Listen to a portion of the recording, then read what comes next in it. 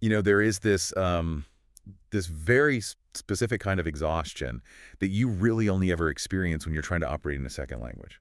Like you're sitting there, maybe you're in a meeting or just at a coffee shop, right? Right, yeah. And someone asks you a completely normal, simple question in English. Outwardly, you look perfectly calm. You might even be like nodding and smiling. Oh, absolutely. The polite smile. The polite smile, exactly.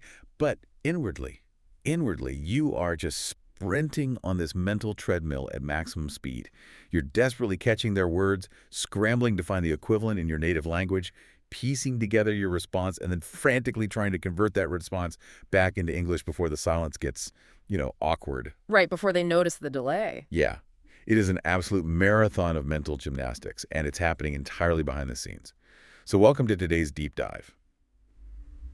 If you are learning English and you're trying to speak it, but you constantly find yourself hitting this wall of mental fatigue, well, you're in the exact right place. It's a really profound kind of fatigue, isn't it? Because you aren't just communicating, you're essentially like acting as your own real-time high-speed interpreter. Yeah, that's exactly what it feels like. And the sheer caloric burn your brain is going through in those moments is just staggering. I think it's so important to set the stage here and tell you, the listener, that exhaustion you feel, it is not a sign that you're failing at the language. It is literally just a sign that your brain is working incredibly hard to manage what is, frankly, an inefficient system. Right. And today's deep dive is all about dismantling that inefficient system. The sources we're looking at today, they focus entirely on this major mental shift, which is how to stop translating in your head and just start thinking directly in English. Which sounds impossible at first, but it's very doable. Totally. So we're going to look at the anatomy of this bottleneck first, and then we're going to rebuild the thought process from the ground up. We'll start with single objects in your room, move up to how you narrate your own life, and finally, how you handle the chaos of native speakers without panicking. Exactly. And the very first step here is diagnosing that root cause. We have to look at why this exhaustion is even happening in the first place. The sources we're looking at, they refer to this translation habit as the single biggest bottleneck for intermediate learners. The bottleneck. Right. Because think about what you're doing. You hear English, step one. You translate it to your native language to understand it, step two. You formulate your answer in your native language, step three. And then you translate it back into English to speak, step four. Wow. It is a four-step process for what, should really just be a two-step exchange. And it is incredibly slow and exhausting. I was trying to visualize what this actually looks like in practice, And it feels exactly like playing a game of tennis, but instead of just hitting the ball back over the net, you hit the ball, then you drop your racket, sprint all the way around the net to the other side of the court, pick up another racket, and try to hit your own shot back to yourself. That is a brilliant way to put it. Right. You're playing both sides of the court simultaneously. It's ridiculous. Wow. Okay, let's unpack this. Because if this four-step tennis match is so incredibly inefficient and so exhausting, why is it that our brains default to this exhausting four-step process in the first place? Like, we're usually pretty good at finding the path of least resistance, right? Well, to understand that, you have to look at how the brain actually processes new information, especially when you're acquiring a new skill. Learners do this because they're treating English as kind of like a math equation to be solved rather than a direct tool for thought. A math equation. Yeah. Think of your native language as your brain's base operating system. It's deeply ingrained. It's where all your concepts, your emotions, your memories are stored. When you first start learning English, you treat it like a totally foreign piece of software. Oh, I see. Because you don't have that English operating system installed yet, your brain has to run the English software through an emulator. And that emulator is your native language. Okay, so every single English word has to be passed through this native language filter just to be understood. Precisely. You look at an English word and your brain says, hold on, let me run this through my native OS to verify what this actually means. Wow, yeah. And when you're a beginner, this emulator is necessary for survival, right? It decodes the strange symbols. But as you advance, running that emulator takes up massive amounts of cognitive computing power. Because you're holding too much in your head at once. Exactly. You're holding the native word, the English word, and the grammatical structure all in your working memory at the exact same time. And human working memory is actually incredibly limited. We can only hold about, 4 to 7 chunks of information at once. So when you translate, you're just maxing out your cognitive RAM. Yes, that is exactly why you get that mental, spinning wheel of death where you just freeze up mid-sentence. You're literally buffering. You are buffering. Your brain is desperately trying to clear space to process the next incoming word while it's still translating the last one. So the solution here isn't to somehow upgrade your processor to translate faster. Right. The solution is to delete the emulator entirely and install a native English operating system. You have to start experiencing the world directly in the new language. Which brings us to the obvious question, right? How do you actually do that? Because you can't just click a button and install a new mental operating system. I wish you could. Same. But the sources suggest starting at the very, very base level of your physical environment. Tip number 1 of the text is to simply label your world. Yes, labeling. The instruction is to look at everyday objects around you and say their English names in your head every single day. The text explicitly uses these examples: chair, table, window, phone. It really is about resetting your relationship with your immediate physical environment. You are building the basic directories of that new operating system. It's like walking through your house and putting invisible English sticky notes on absolutely everything. You look at the place you sit. Instead of seeing the object and feeling the concept in your native language, you just slap a bright yellow mental sticky note on it that says chair. Exactly. You look at the glass you look out of, window, but let me ask you this. Does just thinking the word chair or window in your head actually do enough to break that heavy 4-step translation cycle we just talked about? I mean, isn't that just basic vocabulary practice? I know it sounds like basic vocabulary practice, but mechanically, it's doing something completely different in your brain. How so? Well, when you do traditional vocabulary practice, you look at a flashcard, right? One side has the native word, the other has the English word. That reinforces the translation bridge. You are actually strengthening the emulator. Oh, wow. I never thought about it like that. Yeah. But when you look directly at the physical window in your room and just think window, you are engaging in a foundational circuit breaker for that bottleneck. It's based on Hebbian learning in neuroscience.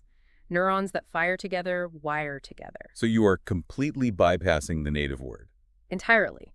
You're taking the visual stimulus, the physical shape of the glass, the light coming through it, and linking it directly to the auditory memory of the English word window. There's no middleman. Exactly. No middleman. There's no native language equivalent being triggered at all. For that one split second, your brain is processing physical reality exclusively in English. You're kind of proving to your brain that it can actually understand a concept without needing the safety blanket of the native language. Yes. And while it seems basic, doing this hundreds of times a day as you walk around your house lays down these thick, insulated neural pathways. Eventually, the English word chair becomes intrinsically linked to the physical object itself. Okay, that makes total sense for objects. But humans don't just stand in rooms staring at static chairs and windows, right? We move around, we feel things, we do things. And the sources point out that once you have those static labels down, the logical next step is to introduce action and personal state of mind. Right, leveling up the complexity. Exactly. So this is tips 2 and 3 from the text. Thinking in short sentences and full thoughts. Things like, I am tired, or I need water. This is difficult. And then actually talking to yourself in English to describe your actions. The example in the text is making breakfast. I'm making coffee. I need sugar. This is such a crucial transition. You're expanding your new operating system from just recognizing nouns to processing verbs, states of being, intentions. Right. But here's where it gets really interesting. Realistically, if I'm an intermediate learner and I can read an English news article or listen to this deep dive, walking around my kitchen muttering, I'm making coffee, it's going to feel a bit silly. Oh, totally. It feels unnatural. Yeah, it feels robotic. If a learner feels like they sound like a robot, shouldn't they try to think in longer, more complex sentences? Why not practice composing an internal essay about my plans for the week? I love this question because the text firmly says no, absolutely not. Really? Yes. And it's because that is exactly where your ego gets in the way of your fluency. You're an intelligent adult, right? You have complex, nuanced thoughts in your native language. Naturally, your ego demands that you express those same complex thoughts in English right away. Because you want to feel smart. Exactly. But when you try to construct a complicated multi-clause sentence internally before you have broken the translation habit, what happens? Your brain instantly panics. It doesn't have the real-time processing power in the English OS to handle that level of complexity yet. Oh, I see. So it immediately retreats to the native language emulator to organize the thought and then tries to translate it. And suddenly you are back on the tennis court, running around the net again. Right back where you started. The text highlights a very specific focus here: short sentences and full thoughts. The goal right now isn't poetry. It isn't eloquence. It's just bypassing the native language. Precisely. Describing simple actions grounds the English language in your immediate physical reality. By narrating simple, undeniable physical realities, I am pouring the coffee, the cup is hot, you're forcing your brain to process in real time. There is no delay. You don't have time to translate because the action is happening right now. Wow, okay. So you can't debate philosophy in English until you can confidently and seamlessly make a cup of coffee in English. That's a great way to put it. You have to build the foundational muscle first. But eventually, you have to leave the kitchen, right? You can't just stay in a controlled environment where you pick all the vocabulary. You have to face the outside world, which means unpredictable variables, complex media, native speakers, and that requires a whole new layer of trust. It's time to take the training wheels off. Exactly. The sources introduce KIP 4 for this stage, watching English content with English subtitles only. And there's a strict rule here of no translation. The crucial instruction is to, quote, trust the context. This is the inflection point right here. This is where most learners want to give up because trusting the context is profoundly uncomfortable. I mean, I can see why. If you turn off the translations entirely, isn't there a huge risk of just getting completely lost? If I'm watching a show and a character uses slang, I don't know, I'm adrift, wouldn't the logical thing be to pause the show, open up a dictionary, and figure out what that word means? It feels logical, sure, but from a cognitive standpoint, the moment you pause the show and open that dictionary, you've broken the immersion. You fired up the emulator again. Exactly, you're back in the translation trap. The sources anchor this step in that phrase, trust the context. They explicitly forbid the dictionary because they're trying to teach you how to rely on natural connections. But why is relying on context more valuable than just getting the exact definition from a dictionary? Because human brains are aggressive pattern recognition engines. When you constantly use a dictionary, you're spoon-feeding the brain the answer. It gets lazy. But when you strip away the translation, you put the brain into a state of mild survival mode. It has to figure it out. Yes. It starts actively scanning for every available clue. The tone of voice, the facial expressions, the physical setting, the 3 words that came before the unknown word. This is exactly how native speakers process new words, and it's how babies acquire their first language. They don't have dictionaries. They observe, notice patterns, and deduce meaning. So if a character slams a door and yells a word you've never heard, you don't need a dictionary to tell you it's probably an expression of frustration. Exactly. And when you force your brain to connect those contextual dots on its own, the neural link it creates is exponentially stronger. You didn't just memorize a word, you acquired it organically. But, I mean, you are definitely going to get it wrong sometimes. Oh, absolutely. You'll miss jokes, you'll misunderstand conversations. And that naturally leads to the final and arguably most important psychological hurdle discussed in the source text. Because by trusting context and ditching translations, you will inevitably encounter things you just do not know. It's unavoidable. Right. So tip 5 is all about accepting that you won't understand everything. The core thesis of the text here is, quote, real fluency comes from practice, not perfection. So what does this all mean? How does a learner actually adopt this mindset? Well, it's a critical paradigm shift. The text deliberately separates fluency from perfection. It forces us to look at why we cling to that translation emulator in the first place. We translate because we are terrified of making a mistake. We demand perfection from ourselves. We equate understanding every single word with being fluent. Exactly. But fluency, mechanically speaking, is a state of continuous flow. It's practice. It's the ability to keep communication moving forward, to navigate around words you don't know, to improvise. Like a jazz musician. Exactly like that. They might hit a wrong note, but they don't stop the whole band to go look at sheet music. They incorporate the mistake and keep the momentum going. Wow. It is incredibly liberating to read this text because it feels like it's giving the learner official permission to just be imperfect. Right. Because perfection is the enemy of flow. The moment you demand perfection translating every single unknown word, you kill the flow. You freeze. The text makes it clear.